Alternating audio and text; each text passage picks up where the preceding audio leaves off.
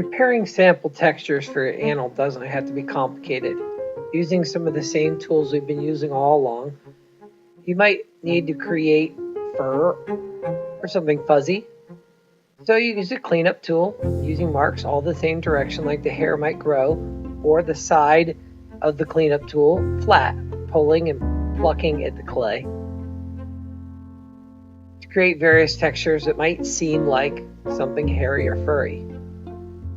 You can always work over top of that texture, knocking down some of the fuzzier marks and then work back into it, creating a layered texture. What you want to avoid is just scratching randomly in multiple directions thinking you're making something furry when you're really making a mess. But be willing to start over and try a different texture.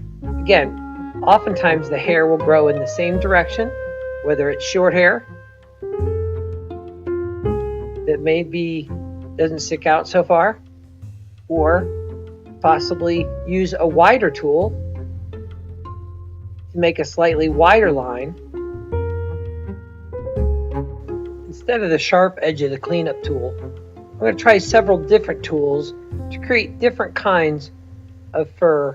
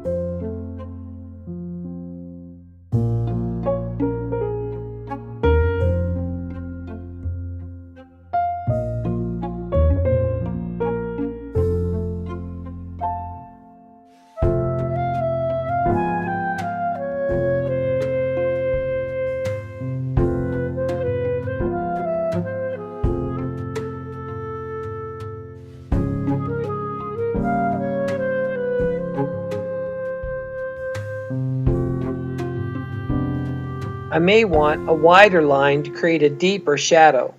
Here I'm using the side of a wire loop tool to make a much wider, softer line. Using the end of the bend of the wire loop tool as my point, I'm going to create a much softer, more subtle line. Or maybe even use the back of the fettling knife blade. It's not as skinny as the front. How about some kind of curved surface to create a scale or even feathers?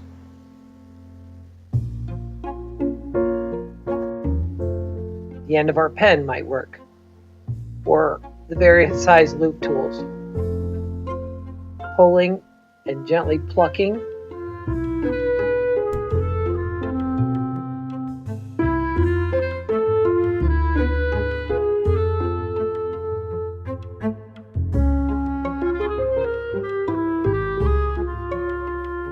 Consider the size of the mark you're making and the size of the animal. You want the texture to fit closely to the size of the animal. You don't want a texture that's too large or too small. Don't be afraid to work back into the marks you're making and make secondary marks.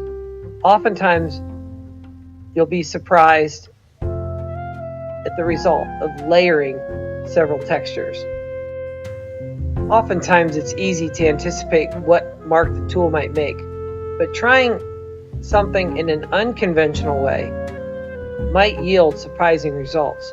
Using the open end of this empty pen, pulling rather than pushing and making small circles,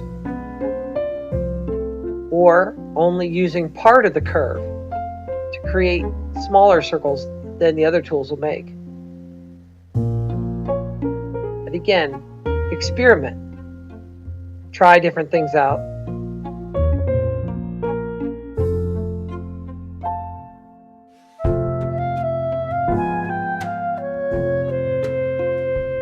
All the other tools yield just a little bit too big of a mark.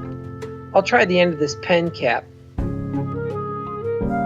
You see, I'm applying the marks in much the same way as the other tools, layering the marks, starting at the top of my design and working my way down, pulling towards me.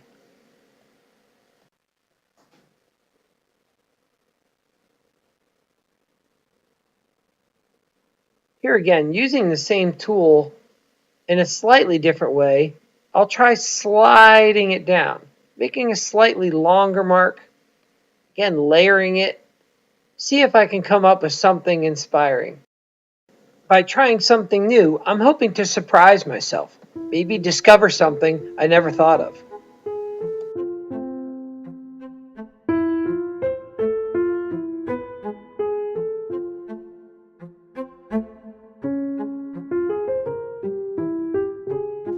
I'll even go back to my old friend the needle tool. Again, I'll vary the way I make the marks, the way I hold it, the way it leans, the way I stack my marks. Notice I'm not scratching randomly, hoping to create something new. I'm really thinking about the kind of marks I'm making, the kind of movements I'm making. Am I doing something different this time? Or am I repeating the same kinds of things? What happens when it fills the entire space?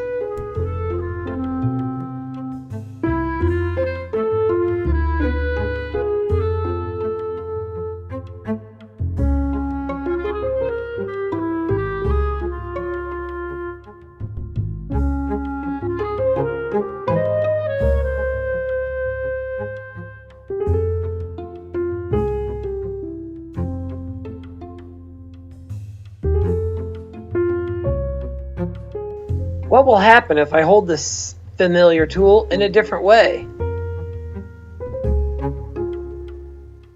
What will happen if I hold a similar tool, making the same mark? My bamboo skewer is a lot like my needle tool, it's just a little wider.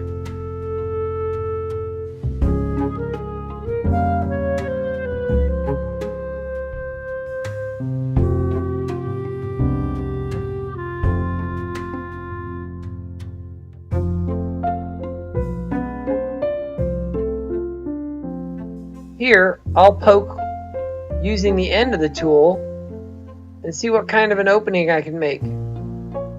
Again, back to my friend the needle tool, comparing it to the bamboo skewer, maybe even a dull pencil. I think I like the dull pencil. It's got a nice wide opening when it goes in. The color will fill this up nicely and show up great.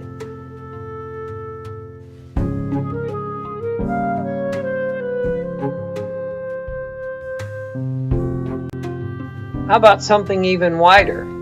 What about maybe the end of a paintbrush? Now this is a nice wide end. I'm not looking to push holes in it. What I'm trying to do is create just an undulating surface, kind of like dimples on a golf ball. Not all surfaces need to be pressed in. I'll cut off a piece of soft clay and try building up a surface. Laying these beads on here of different sizes, I'll flatten them and see what kind of a surface I can create. Since my clay is soft, it'll stick to itself really well. If my clay is leather hard, I may need to score it first before I put these little beads on. But in the end, I'm not so worried about the beads or their varying heights. I'm going to flatten them and create an interesting pattern where they get pressed down. Here you can see my samples. I'll try different colors in different areas. Again, I'm interested in what marks are going to yield what kind of textures. I have an idea of which ones are going to work best, but until I add color, it's still going to be a bit of a mystery.